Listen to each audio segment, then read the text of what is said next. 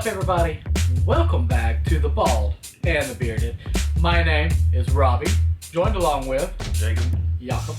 Today, last week we kind of talked a lot about Star Wars and a lot about what's coming out. Well, this week has been kind of slow on news that we report. There's been some real world news, but we ain't getting into all that kind of stuff. This is politics free, and Holly could put like a little funny thing up or whatever. If not, then I just look really stupid saying that. But anyway, so we decided to do our first ever, kind of like a top 5 type thing. I know on Nerd Cave's past, we did a lot of top 5s. Kind of a good little filler type thing until we get some bigger, better news coming in. So I'll start with an honorable mention that didn't get into my top 5. And it was actually Oblivion, the predecessor to Skyrim.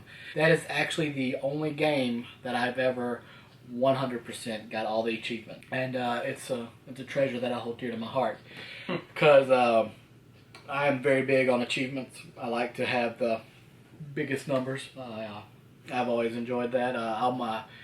I will play a game 4 or 5 times to make sure I get all the achievements, which I hardly ever do except for in Oblivion. But it was my first introduction to the Elder Scrolls world, and I've loved it ever since. It was always fun being able to build your character and customize it. That was actually the first game that I actually did get to play in a world where I got to create my character and kind of build him as I want him throughout the game.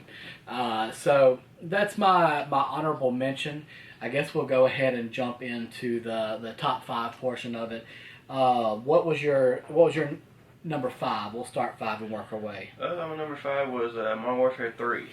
That was my all-time favorite Call of Duty. That one came out quite It was while I was in high school. Yeah, I was about to say, about 2009, 2010? No, I think it was like 2011 maybe. Okay. I do remember playing, that was when we were introduced to Soap and all of them for the first time, right? I think that was Soap's third appearance. Yeah.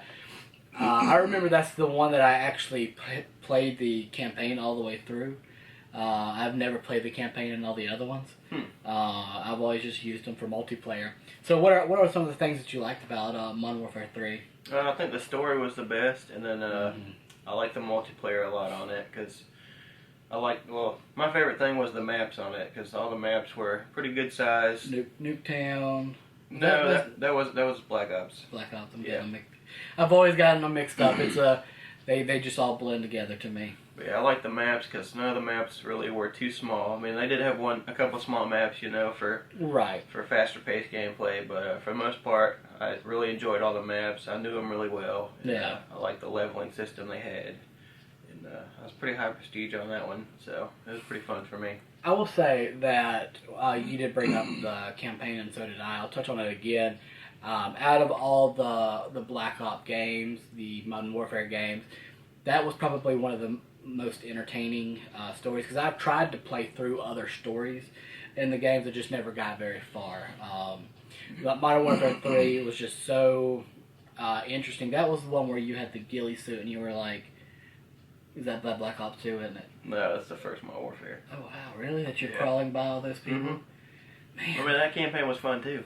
There was just so many. I know I played the first one and the third one, but yeah, I get them all. There's so many of them, man. I get them so confused.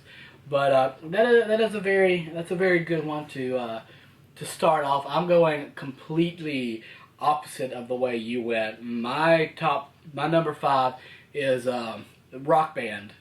A friend of mine, Wallace or Wally Phelps, he really enjoys Rock Band, and it's a game that we've talked about before. It was just super fun. Like, you didn't have to really think. You didn't have to go and do these objective-based things. It was just a group of people can get up, have fun. I remember me, Willis, Luke, Jake, and Derek, and all them. We would get up and go to. We were going to a church out in the J area at the time, and we had keys to the youth room. So anytime we wanted to go up to the church, we could just unlock the door. So we always brought our gaming systems up and played at the church. So we started playing Rock Band, and we created a band, and we got very far. We could never 100% like songs like Chop Suey, stuff like that. Some of those songs were just incredibly hard. And most of the time, it was just so hard on drums. Like, you could keep up with the guitar, the bass, and the singing. It's just the drums is what would kill you. You played Rock Band, haven't you? Yeah, a little bit. Not much, but I have before. Yeah. Did you find it at least enjoyable? Yeah, it was fun. It's different. Yeah, it's definitely a different play. Like, you have your Rock Band and your Guitar Hero. I enjoyed both of them, but I just enjoyed the band atmosphere of Rock Band a little bit more than that. Just not staying up to the church till 12, 1 o'clock in the morning, just rocking out to our millions of fans that we had. And I can't even remember our band name. It was probably something really stupid that Willis came up with. But super fun game. If you haven't played it, there is a Rock Band 2 out on Xbox One, or you could go back to the Xbox 360 days and break out those super cool white little guitars and the little frets down here, frets up there. So yeah, it was a fun game that I enjoyed, and I would definitely suggest you go play. What's your numero 40? I put Fable 3 down for me. It's I played a little bit of the other Fables, but Fable 3 was my favorite. Funny story. A friend of mine was playing the game, and somebody in the town kicked his dog. He murdered everybody in the town. Oh wow. Yeah, you don't kick dogs. But what was some of the things that you liked about Fable 3? Because I too have played Fable 3 and I loved it. I just like how it's more interactive than most games for its time. Right. So I mean, anything you do pretty much, has some kind of effect against, your kingdom or your town or your player's life, and then you can interact with everything pretty much. So it was definitely different for when it came out, Right. Because the premise of the game is you're ruler over I can't even remember the town, it's been so long ago, but you're the ruler of this city, this town, and there's this big evil that's coming, and you're trying to get money, amass an army, different things like that. So you can, there's different things that you can go in the world and do, like, do I want the werewolves to join in, or do I want to take the werewolves out? And there's little things in the game that'll let you pick yes or no what you want to do. Do you want to kill all the werewolves, or do you want to recruit them? And that's the kind of the story throughout. And not only did you get to do stuff like that, but you could adopt a kid. You could marry somebody. I mean, there was just so much to that game that you can do, and you could be good or evil. There's games that I'm going to talk about a little later in my top that have similar game styles to that, and I'll say that's probably one of my all-time favorite things in games, that lets you choose whether you want to be good, bad, or neutral. Mm-hmm. I will say it is very hard for me to be evil in games like that because you just literally have to be a dick. And it is so hard. Like I played games like Mass Effect and Knights of the Old Republic and stuff like that, and you get to make choices, and like it's just, I was like, there's this frail old woman, and I could just like kick her cane out from under and say, "Forget you, old lady." I can't do stuff like that. That goes against my good natured that I am. But I promised a few of my friends that I would go through games like Mass Effect and Knights of the Old Republic again and actually play through them as being evil. So I don't know how far I'm going to get, but I will say, good thing about being evil in the Knights of the Old Republic games, force lightning, and you can force Chocoho. So that's some of the good parts. So what else about Fable 3 that you remember that you've enjoyed? Well, I mean, it's like an RPG, customize your character. I like that a lot in any game. I like, you have your little armory you could go in and select different weapons and stuff like that. That's pretty cool. Not a lot of games back then let you do that. Right, yeah.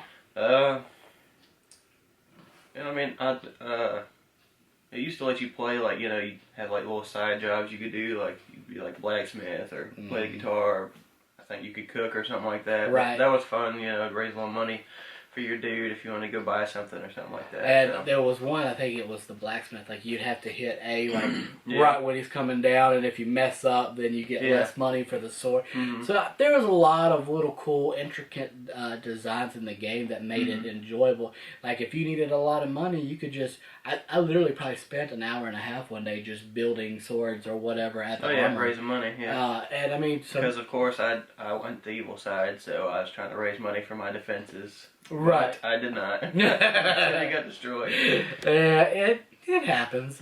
But, that is a game. I know it's backwards compatible on Xbox One. I would not mind getting that game and playing through, because I do remember a lot of the controls actually feeling good. But, of course, they felt good back then, and I know a lot's changed. Like, me and Willis went back through and was playing the Marvel Ultimate Alliance game. Marvel Ultimate Alliance came out on the original Xbox. And we were like, let's play through this, we'll play through Ultimate Alliance 2, and then we'll play through the new Ultimate Alliance on the Switch. We decided to skip Ultimate Alliance 1 because it's a game that we look back and love, so we don't want to play through it and hate it because it is complete garbage. It's so hard to play. But Fable, I hope it's not like that. I'm going to go through and play it one day, but I got to get through my backlog of games now. So we will move on to my fourth one, which is Lord of the Rings Battle for Middle-earth. A lot of these games have significant meaning to me because I got to play them often with friends. So you'll see that with like Rock Band, with Battle for Middle-earth. So Battle for Middle-earth is this strategy game. You can choose whether you want to be dwarves, elves, humans, the Uruk-hai, different things like that, which is super cool because each one has their own set of special traits. Your orcs, you can create an army super quick, super cheap, but they might not be the best fighters. Elves are, obviously, your archers are super amazing. Like, they're really good. So that was really cool, and like being able to just sit down, and this is back when LAN parties were a big thing, which if you're under the age of probably 20, you probably don't know what a LAN party is anymore. Where I hooked my 360 up, and one of my friends would hook theirs up. We'd connect and we'd go in. We didn't have that all Xbox Live, getting everything together. But we would play, and it would just be, enjoyable, whether, you're at home playing through the campaign yourself. But it's 10 times better when you have somebody to play against. Bad thing about it, about 4 or 5 years ago, EA just took all the servers down. They're like, there's only like 10 people that played that game, and it was probably my group of friends that played it, so they took it down.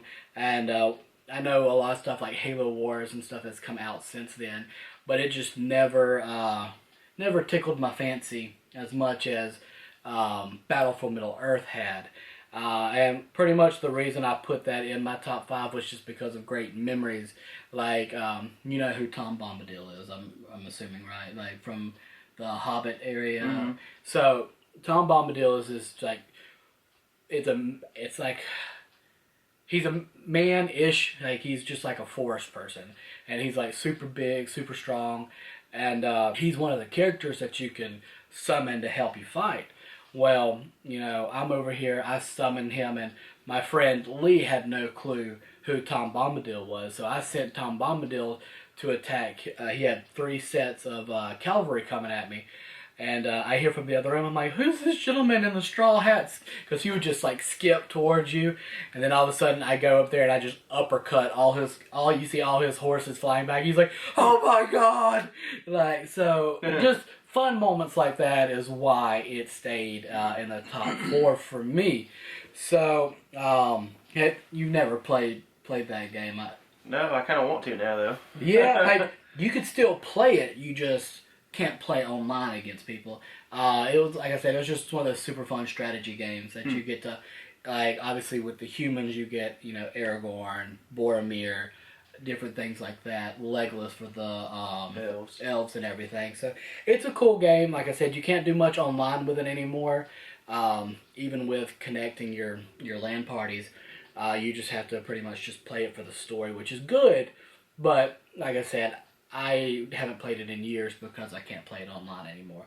So I guess we'll move on to your numero trio. I just put down Halos, the Halo franchise, because, they're all good.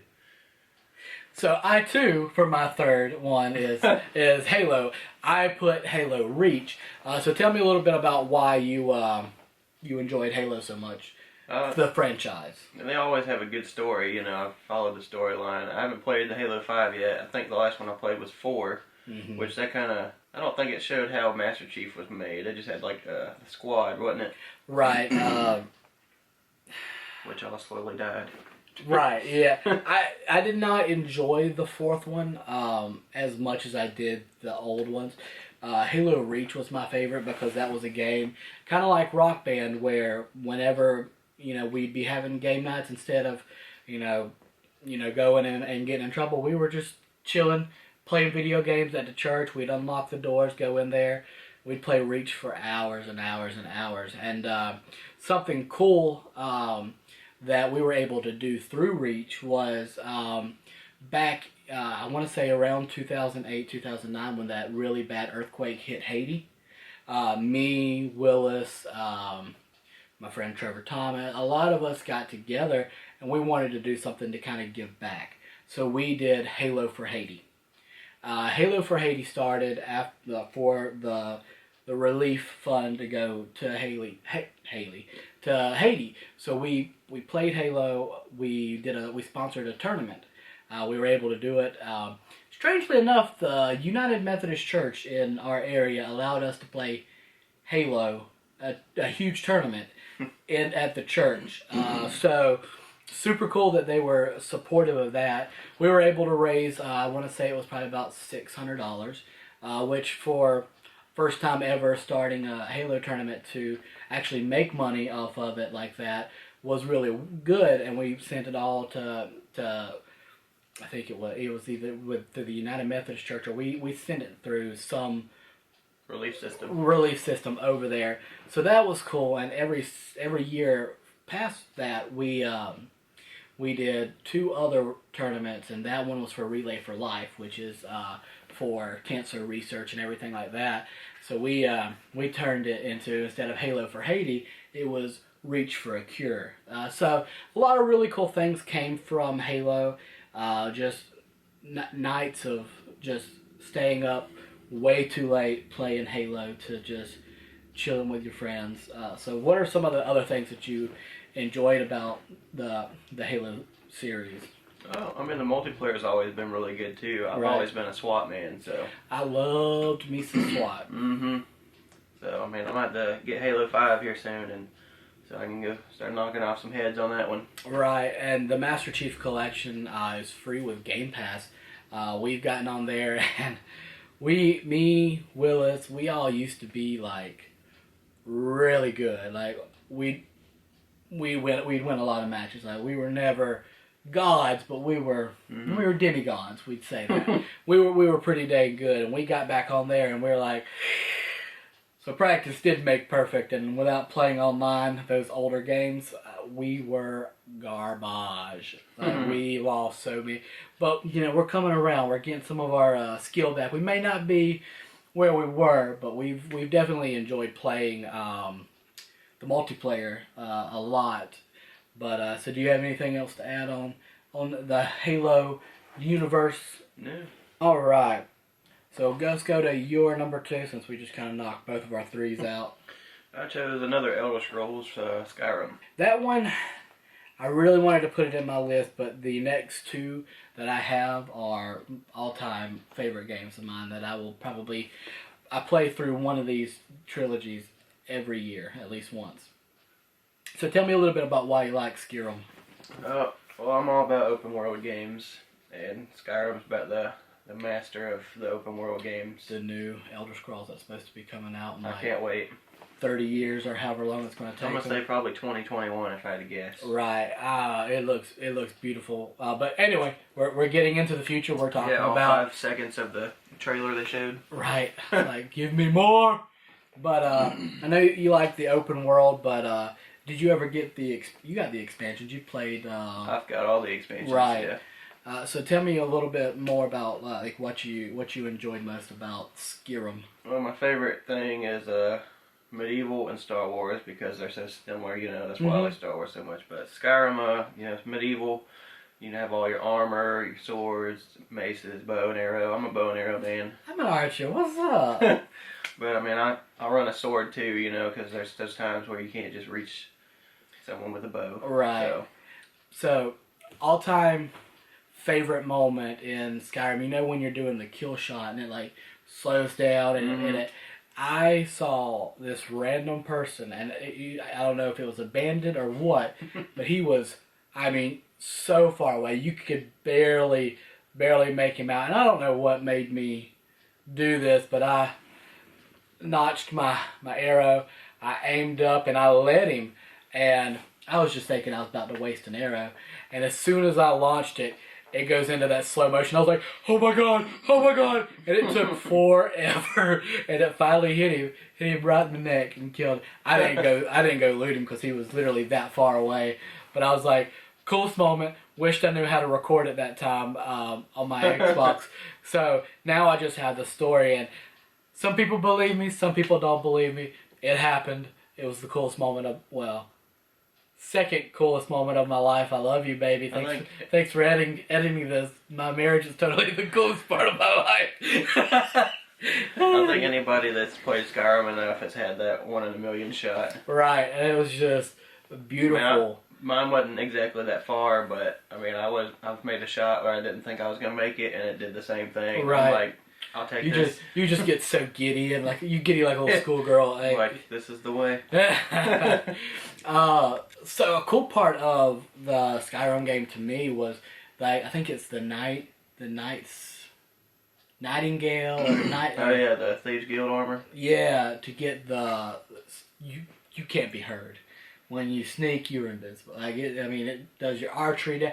It was beautiful. I always felt like Batman when I wore that armor. Right, and that was probably I loved the Thieves Guild story, and just oh my gosh, it's the people, the assassins that want to kill people. The Dark Brotherhood. Dark Brotherhood. That's also a super cool story. Those are my 2 favorite storylines. Right. And, in this one, you actually got to go through, with the Fighting Guild, you got to see that they are actually were-people.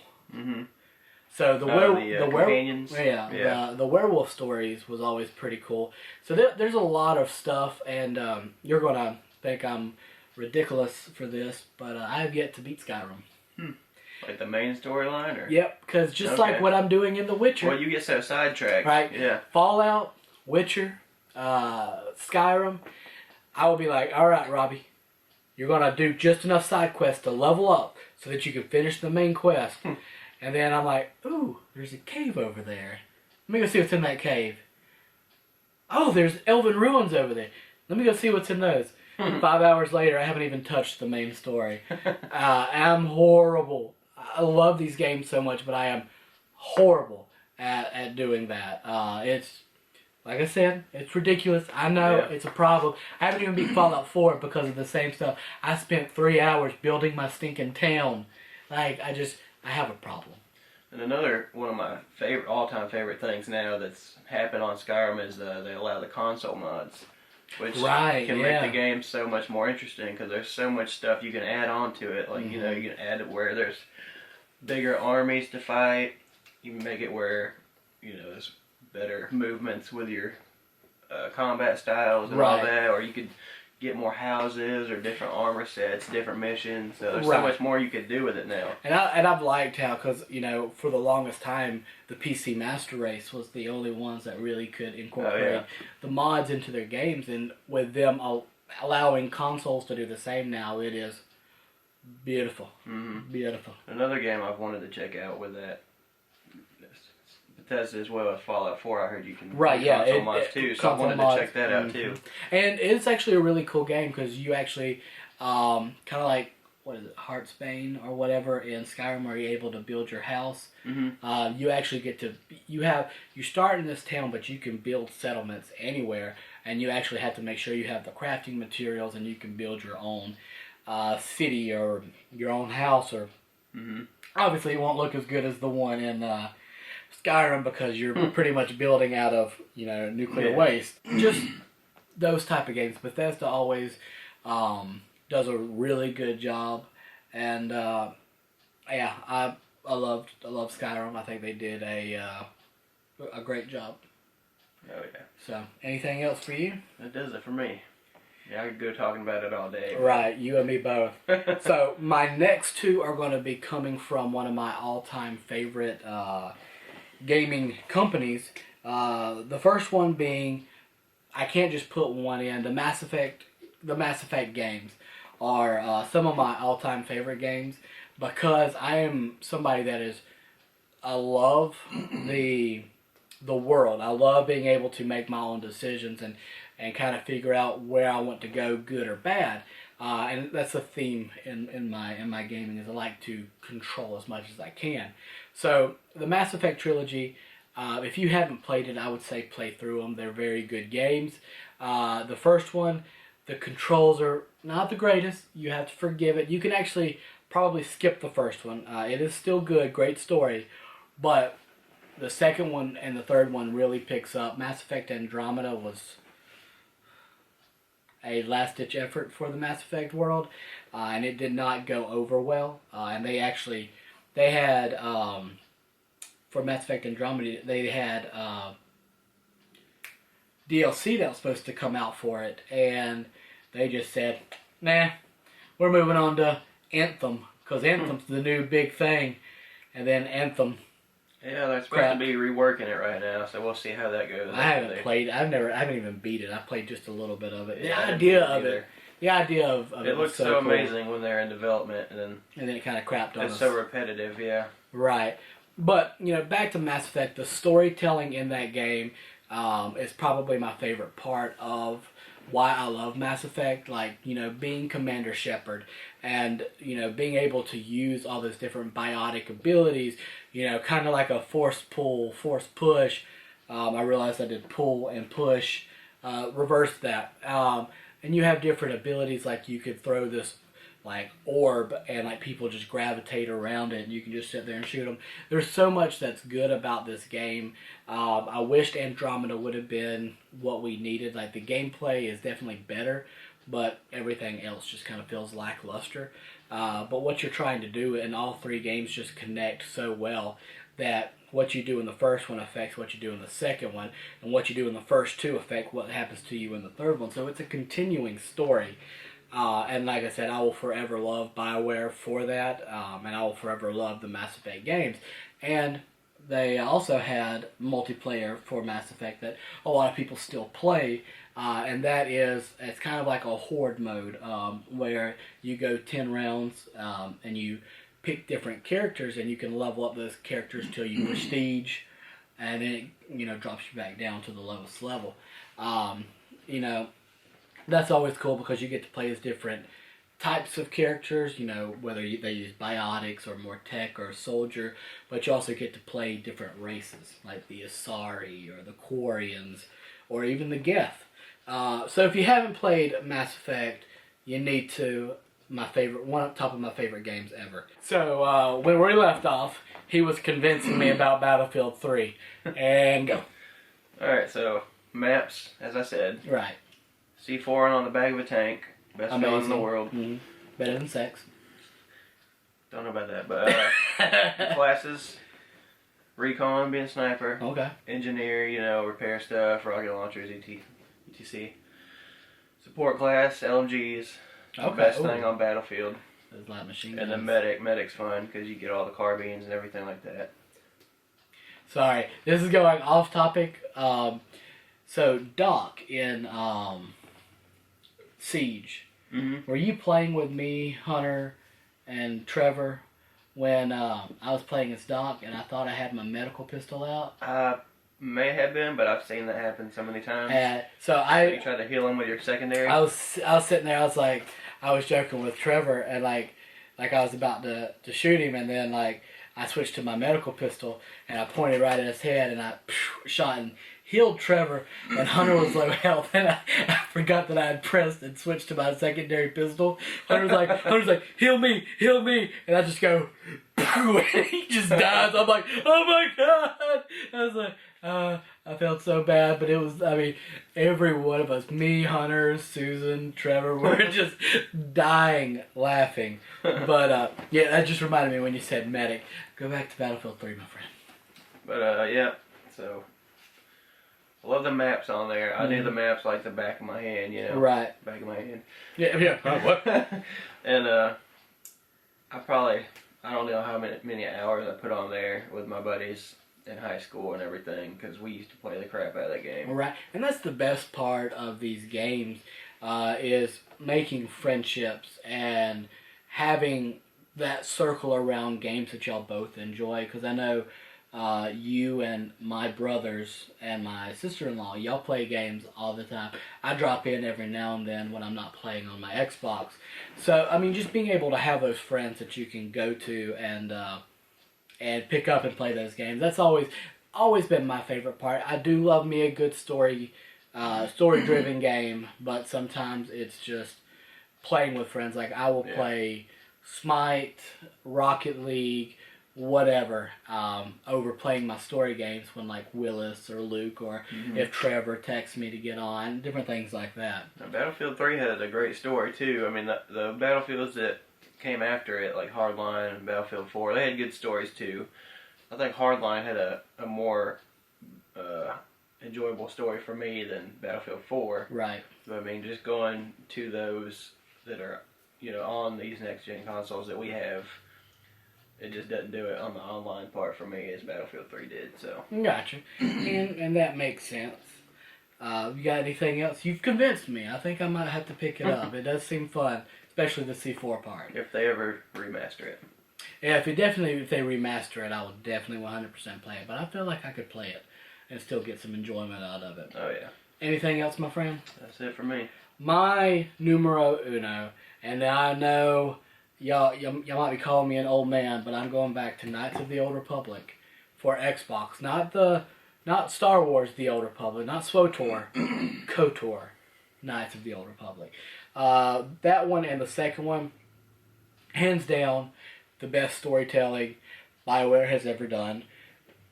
I will go back and I will play that game so much. Mass Effect is the trilogy that I play the most because they did have games release early in Xbox 360 and right at the end of Xbox 360.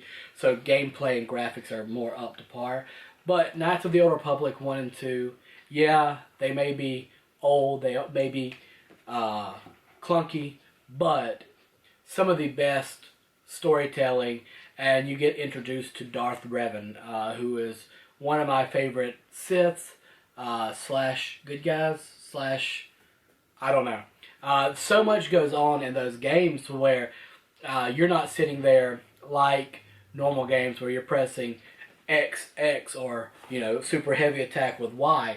You pick the attack, whether you want it to be a basic attack, an attack that goes for critical hits, or a power attack. And you have that for lightsabers, and you have that for like your laser rifles, like your guns and different things like that. And you progress, you know, you level up, but what's really cool is you get to choose whether or not you're light side or dark side. So let's say I'm on the light side. I'm a good Jedi, which I normally play through. You could still unlock Force Lightning or like Force Whirlpool and different things like that. But you can't just keep using the Force, kind of like in the new Star Wars game where you have your Force that once you use all of it, you can't use it until it recharges. Well, it's similar to that, but let's say I'm a good Jedi, but I'm using dark side, you know, the Force Lightning. It consumes more of my Force than Force Push or my lightsaber throw. So if you're good, but you're using bad it takes more of your force, and vice versa. And some of the reveals in that game were just amazing. And there was actually funny parts in the game as well. Like you're having to go and, I mean, obviously this game's been out for quite a while, so there should be no spoilers at this point. If you haven't played it, I still say play it. But the big reveal is the character you're playing as is Darth Revan. But you don't realize that you're Darth Revan until it gets further in the game, and you're having these visions, like you're seeing Darth Revan and like you're seeing what Malak and all them are doing, and it comes later that you're Revan, and so you're actually following in your footsteps, trying to figure out, where this planet is of like secret weapons that Revan and Malak had, gathered. The first one is so good. The second one also had a really big reveal. Like BioWare has always done that. Like they've always had really good stories that have reveals. Like they were in the second one. You're trained by this old lady. She's a force wielder, and turns out at the end she's like this super strong Sith lady, and she kicks your butt. Like she is so hard to kill. Like one of the hardest people in that I've ever played, like boss wise. So it's super fun, super challenging, and like I said, you get to control a lot of what you're doing, which is some of my favorite parts of the game. So do you have any games that you want to mention, or did you want to talk a little bit more about? I know you're about to take a swig of your milkshake, but no. No. All right, that's gonna be a wrap. I mean, you can drink it if you want to. No. Because you gotta say your name here in a second. Guys, thank you for watching. Like I said, I'm sorry there wasn't a lot of news, but if you make it to this point in the video, please like, share, comment, subscribe, all that fun stuff. Poke us if you want to. But be sure to share this with your friends. We like just talking about whatever. We're just two bros sitting on a couch, talking stuff. But if you want a topic covered that you're passionate about, as long as we are knowledgeable, if we're not knowledgeable, we'll try to do our research, and if it's something that we can or we are able to talk about, we'll bring it up on the show. So be sure to send those in. You can comment on the Bald and the Bearded Facebook page so that we know what you want to talk about. But yeah, that's it from me. Guys, thanks for hanging out with us today. This has been Robbie and Jacob for the Bald and the Bearded. Y'all have a great week.